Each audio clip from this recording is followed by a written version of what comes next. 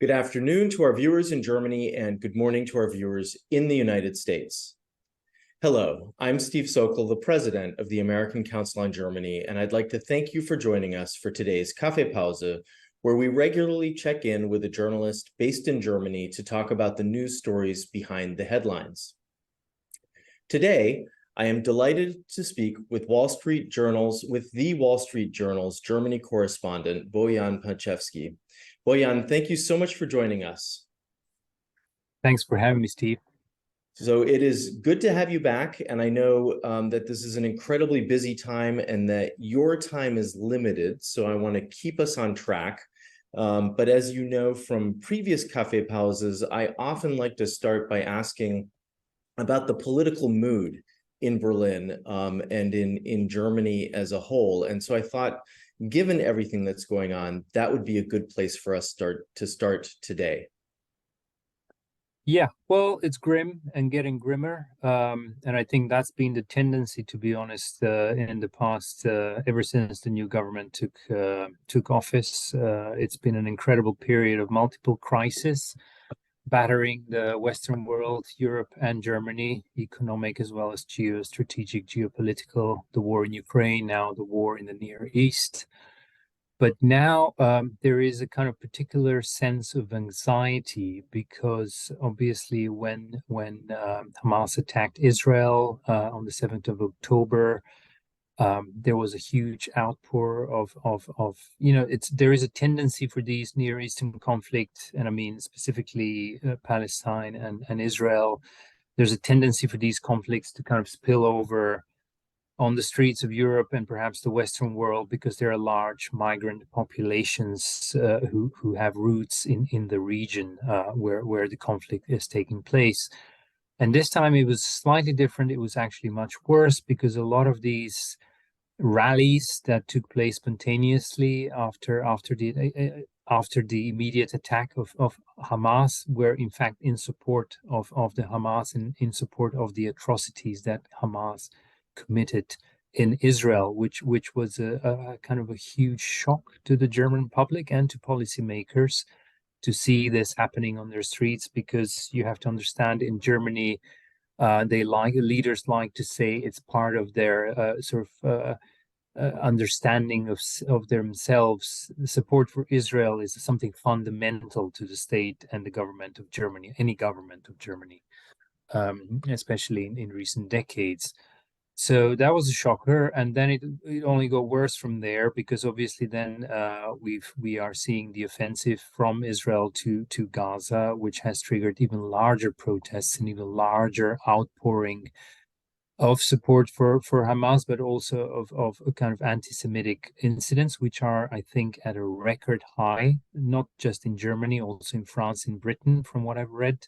Essentially, when you compare this past month to previous periods, anti-Semitic offenses have skyrocketed, and this is ranging from firebombing of a Jewish community center, to attacks on Jews are being spat at or punched on the street, to kind of hate speech and things like that. And that is an extremely difficult situation for Germany to cope with. I think there are almost 6 million Muslims in Germany, some of whom are obviously supportive of the Palestinian issue, and there are only about 150,000 Jews. So this is a big challenge and very present in the mind of policymakers, the media commentators, and the public. Now, this comes in parallel to a perhaps unprecedented migration crisis that we are experiencing in Germany and of course across the continent of Europe as well. I think this year Germany will have absorbed, within the period of just over a year, around 1.5 million refugees, including most of them are from Ukraine, but some 300,000 are projected to come largely from the Middle East and Afghanistan, parts of Northern Africa as well, and Sub-Saharan Africa. And so services are stretched. There's no housing anymore. People are being housed in kind of makeshift places, tents or what have you. local governments are renting out hotels. It's very difficult to find a hotel room in some parts of Germany. Even in Berlin, prices have spiked because a lot of hotels are being repurposed to house refugees, and obviously the school, the healthcare system, and everything else is under severe strain. I think this year the government is expected to spend some 27, 28 billion euros on refugees. Last year it was, I think, 28 as well. These are enormous sums. We're talking about a time when borrowing costs have risen, when Germany is supporting Ukraine with about 15 billion in this parliament. So money is short, and these are enormous amounts of funds that are being invested. Today, there is a big summit between the federal government and representatives of the local government of the 16 states of Germany. Germany is a bit like the United States, a federal polity. The federal states have great autonomy in their decision making, and they have their own budgets. They're helped by the federal government with in things like handling the refugee crisis, but I think nerves are frayed because there's no money at a local level, there's no money at a federal level, so it will be a great challenge. In this summit takes place in the evening. Now already there's been a proposal. There's an interesting combination of the conservative opposition of former Chancellor Angela Merkel, the Christian Democrat Union, are proposing, together with the Green Prime Minister of one of the most industrially developed German states, Baden-Württemberg. His name is Michael Kretschmann. They're proposing that refugees be processed in Africa. In other words, they're proposing what is known as a third state processing. That's one method that has been used in some countries, notably Australia. That's how Australia managed to drastically reduce asylum migration. It's quite controversial because it affects the concept of human rights that is customary in Germany. And it would effectively mean that people who want to apply for asylum would be sent to an African country and then processed from there. That's very unlikely to happen because the Green Party is in government, and the Green Party has traditionally been opposed to things like that, to kind of that jeopardize their understanding of human rights and dignity. So in short, that's top of the agenda. Obviously, there are many other things. There's the war in Ukraine, Russia's aggression against Ukraine, the question of how Germany can continue to support, where will the money come from, and so on and so forth. There is the recession that has been gripping Germany for most of this year. It seems like Germany is still in a recession. Growth has been obviously sluggish. The question is how to resolve that issue. Exports are dropping, which is a warning sign. There's a lot of global headwind coming towards Germany, so it's fair to say the mood is one of anxiety and sort of scrambling to find solutions to very many small and great crises that are besetting the nation. Mm-hmm. Bojan, you've put a lot out there, and I'd like to maybe pick up on a couple of the topics that you touched on, and we can explore them a little bit further.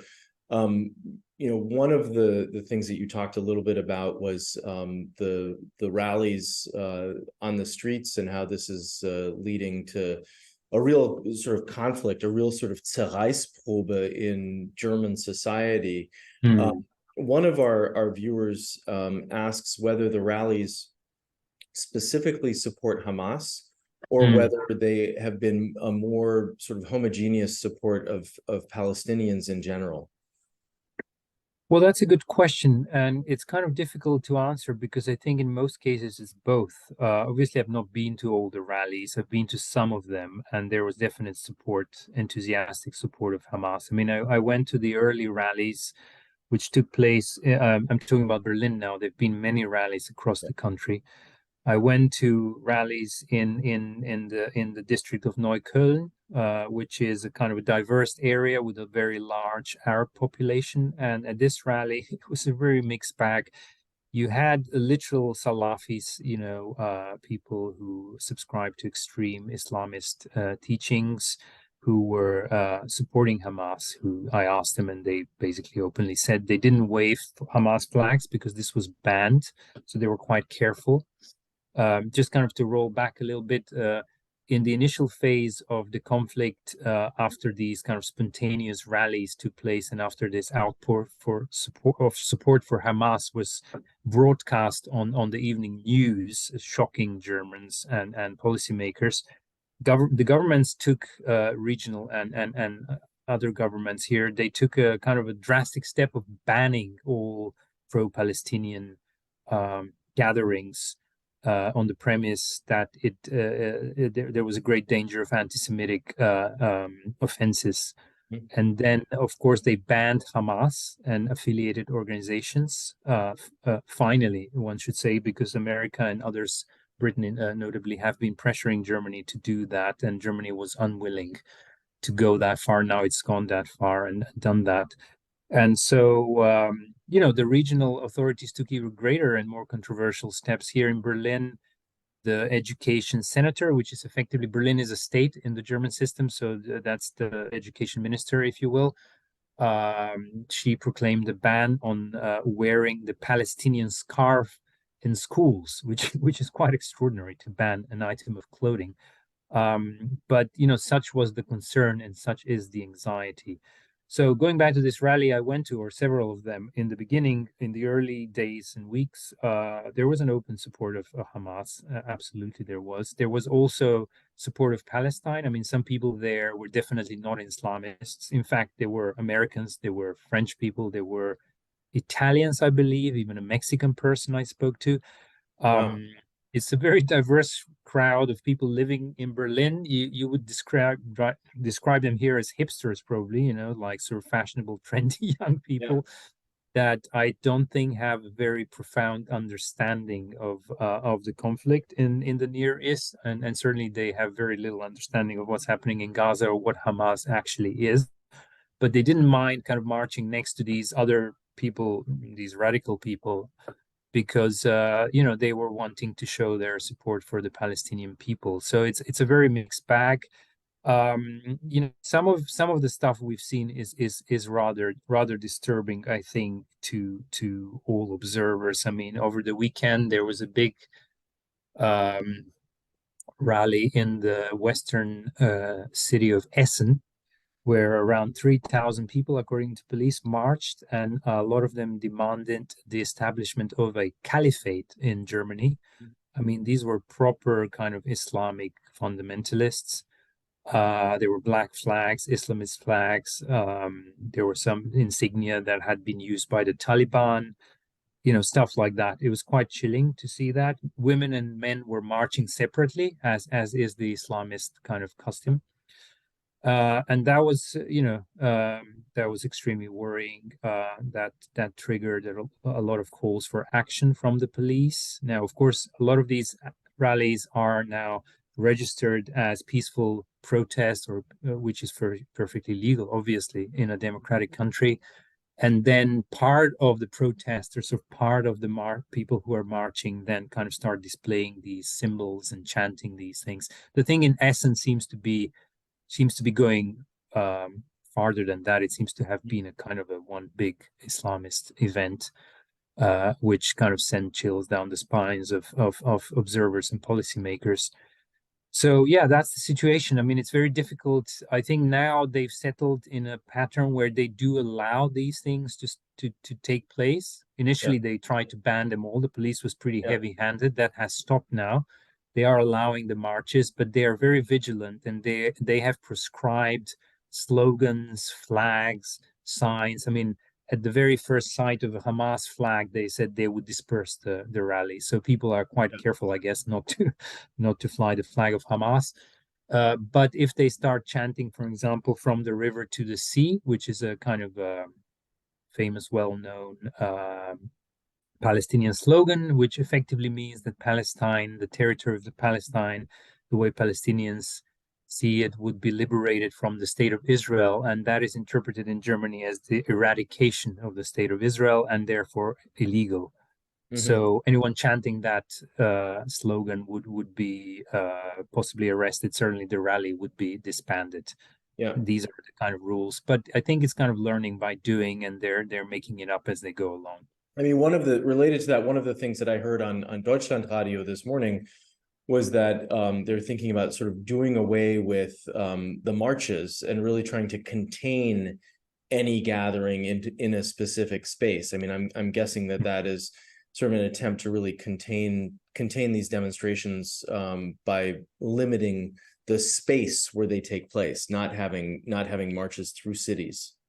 Yeah, it's an uncharted territory. I mean, like I said, they started off from banning all gatherings. Obviously, that wasn't constitutionally Right. viable. And now they are trying to find a kind of modus operandi for the police to be in control of these things. But I think the truth is it would be extremely difficult because quite clearly there's a sizable constituency in Germany, but not only in Germany. In France, we've seen the same or worse. In fact, we've seen worse in France.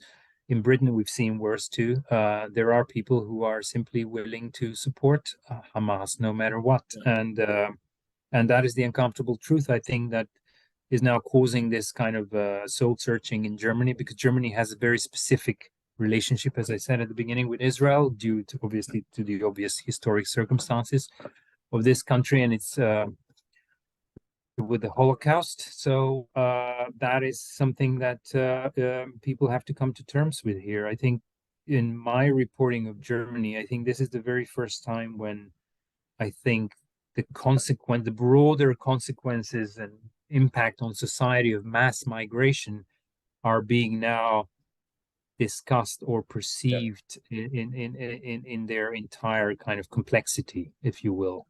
Yeah, I And mean, I think I expect it will be a very painful coming to terms process. The Vice Chancellor of Germany, Robert Habeck, who hails from the Green Party, he's the Minister of the Economy. The rousing speech, which was broadcast on social media and on television, in which he essentially condemned all of these developments and said that he obviously supports the two-state solution and is in favor of protecting civilians in Gaza, but that German support for Israel is unconditional, and that no kind of not even the suggestion of anti-Semitism on German streets will ever be tolerated in this country, and especially not support for Hamas or any kind of Islamist or extremist movements.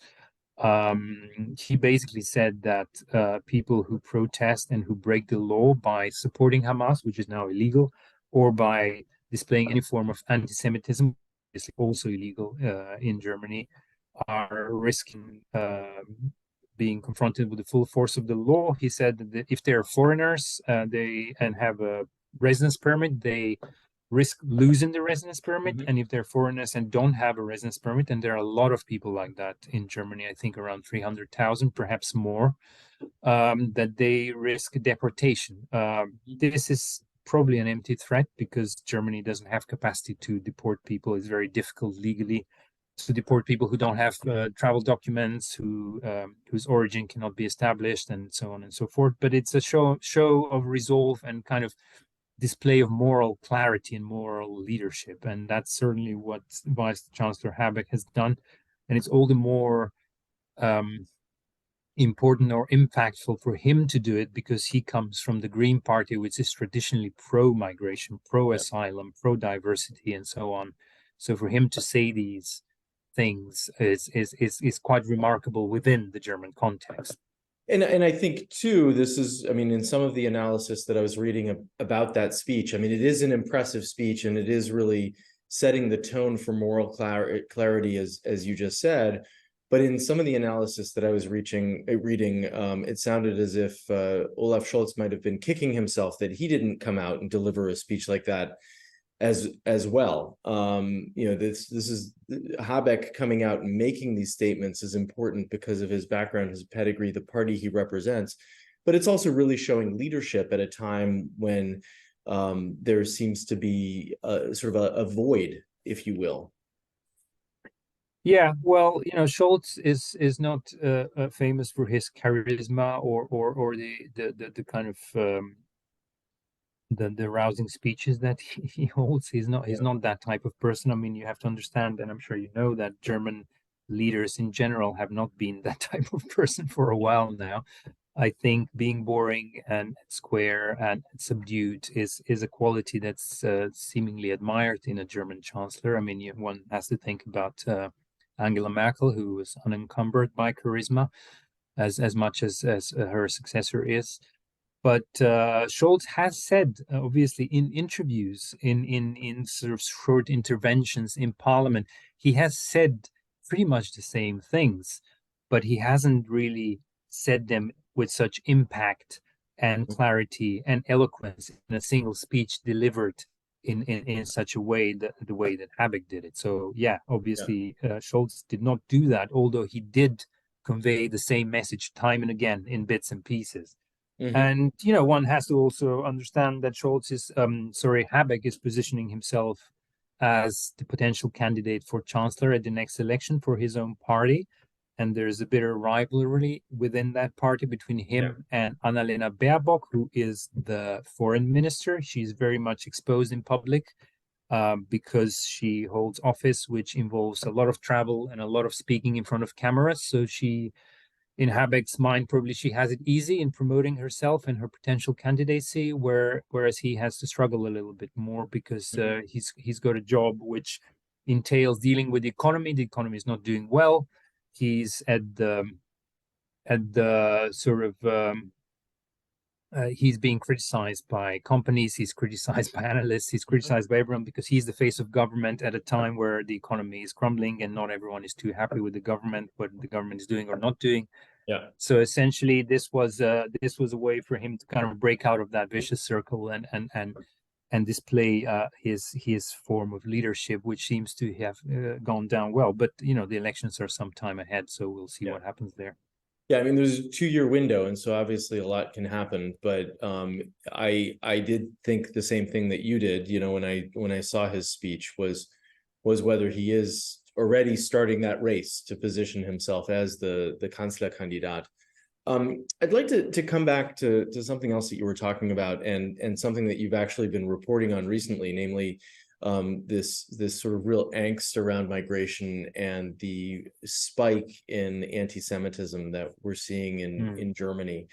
Do you think that people are starting to sort of really internalize and recognize the consequences of Germany's migration policy since 2015 through what we're seeing play out in the streets of many German cities right now? I think that's certainly the case. I think the latest Near East kind of conflict has served as a catalyst for that process. I mean, that was bubbling underneath the surface, but it was the domain of kind of fringe politicians of the opposition. Once in government, people would subdue the tone when they speak about the issue, and because also the issue is difficult to resolve.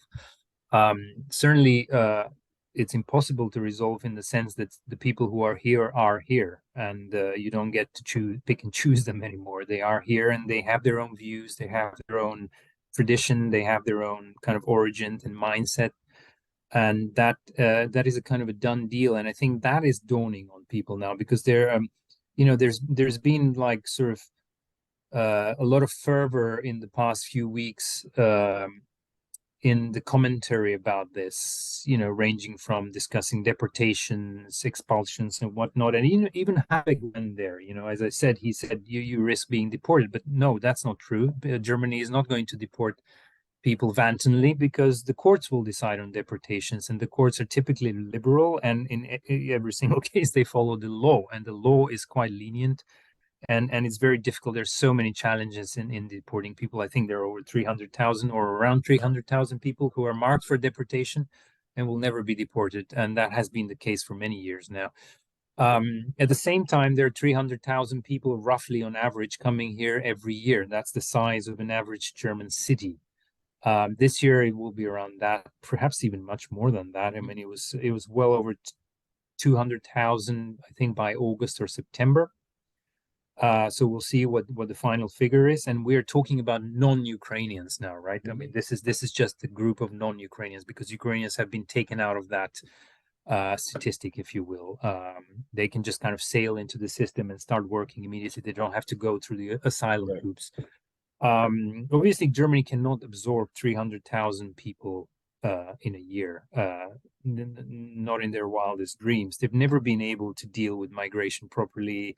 They have a pretty controversial history of attracting what they then at the time called Gastarbeiter, which means guest workers. They invited hundreds of thousands of people from the south of Europe, from Turkey and partly from North Africa, in order to rebuild the economy or to serve the kind of booming economy of the 60s and the 70s, with the idea that once they've done that, they will go back to their homes and that will be the end of it. And obviously that wasn't the case. They stayed here.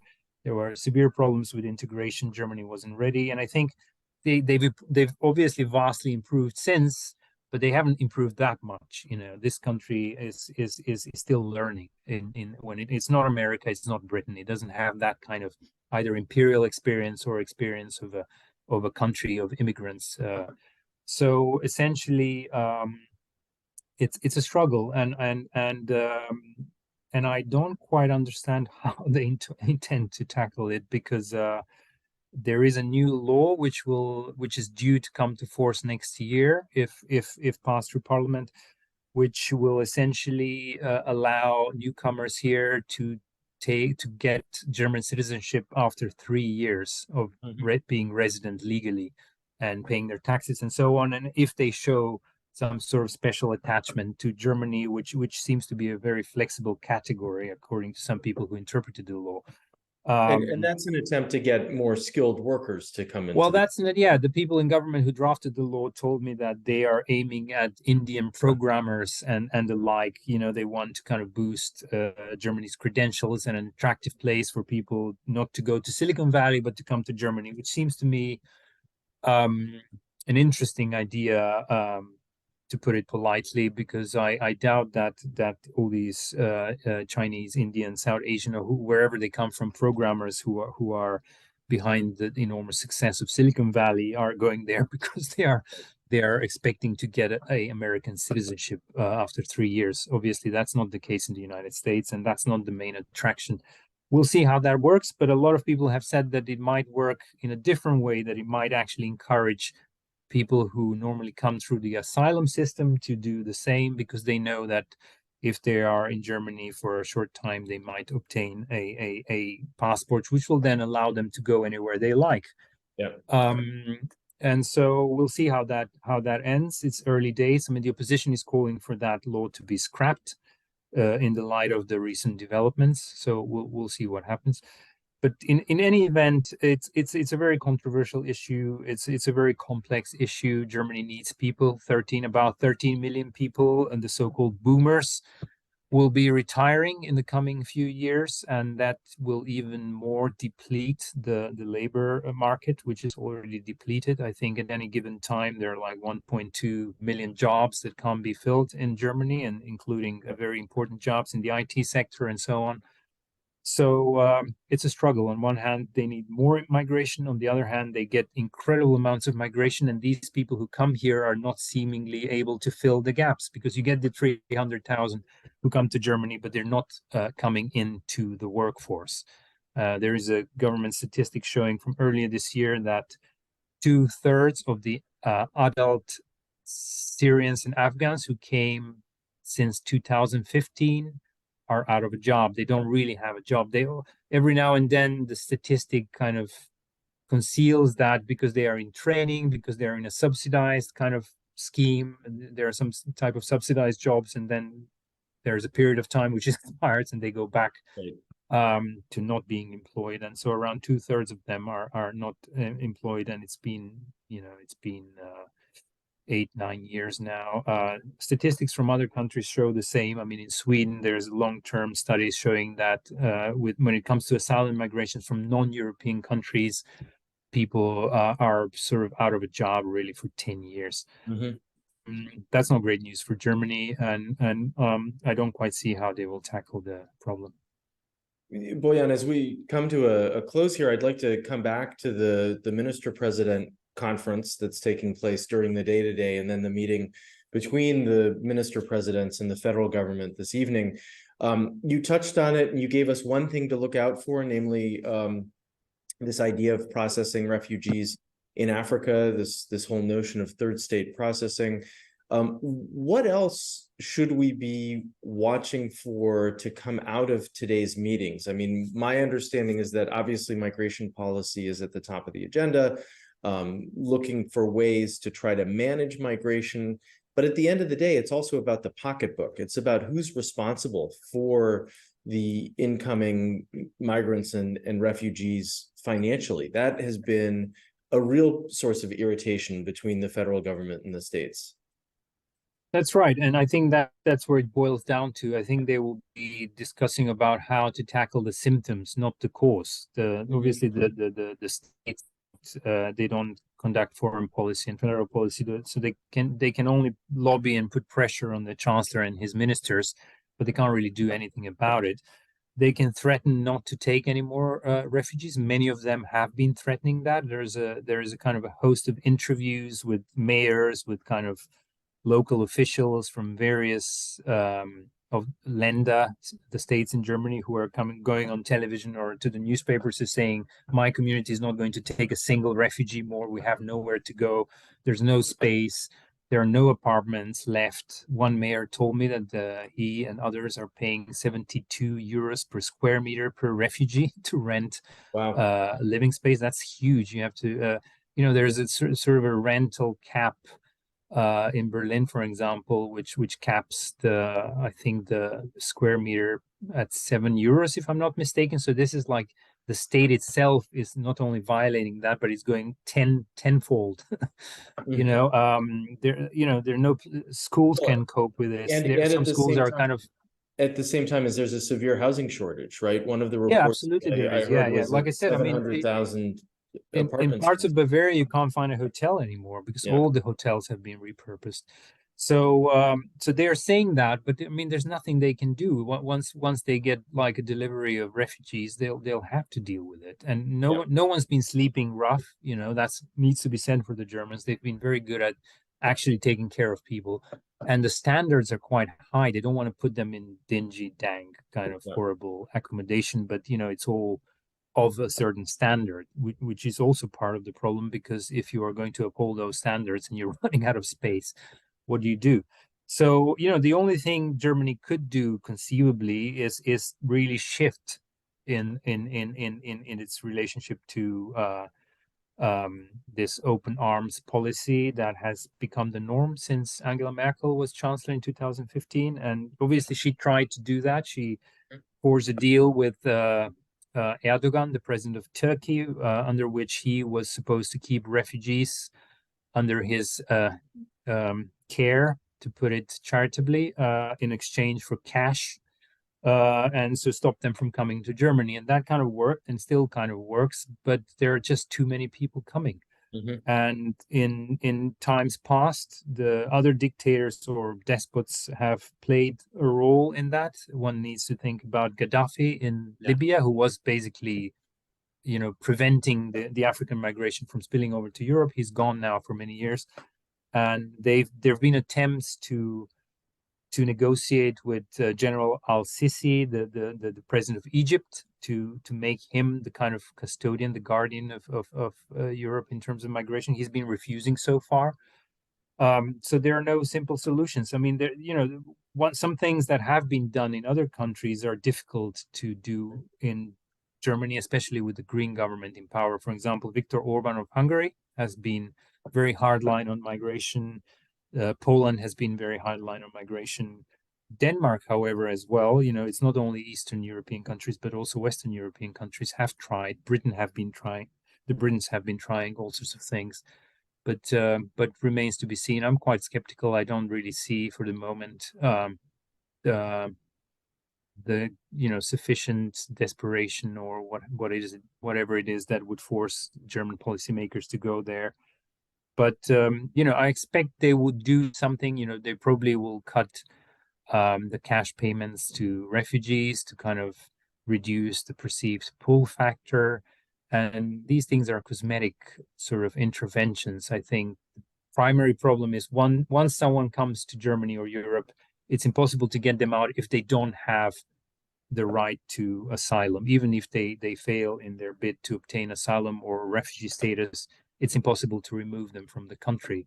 And Mhm. unless that problem is solved, I think they're not getting anywhere with their policy. And as you said, I mean, it seems as if they're addressing the symptoms at the moment, but not really the root causes. And if anything, it's going to become even more difficult to address the root causes given the situation in the Middle East right now, which of course is stirring up even more migration trends as well. Yeah, absolutely, and not just in the Middle East, obviously. No, obviously elsewhere as well. But I think the situation has become even more complex with the current situation there. And as you said at the outset of our conversation today, things are grim and getting grimmer as a result of the multiple challenges that Germany is being Yeah. subjected to. We didn't even mention that the Alternative für Deutschland, the Alternative for Germany party, which is a kind of far right, radical, anti-establishment opposition party, is now polling at around between 20 and 22%, which is unheard of in post-war German history. Large part of their appeal is their migration policy, which is obviously anti-migration. They're anti-migration, anti-Islam. They're campaigning on that ticket, and it seems like almost a quarter of German voters who are prepared to vote are in favor of that approach. So, stay tuned for that. They've been growing steadily in the polls every month, perhaps a little bit. And the more the government struggles to find solutions to problems, the more perhaps the opposition will profit from it. Yeah. Well, Bojan, thank you for squeezing that tidbit in. There's indeed a lot that we did not really talk about. We didn't really get to economic policy and Germany's new Industriepolitik that was also launched by Robert Habeck just a few days ago. And we didn't really talk about the political landscape that much. So that just means we'll have to have you back in a couple of months to pick up on some of these themes. But I really want to thank you for this very thoughtful and thought-provoking conversation and for helping us understand the mood in Germany at the moment. Many, many thanks. Thank you. My pleasure.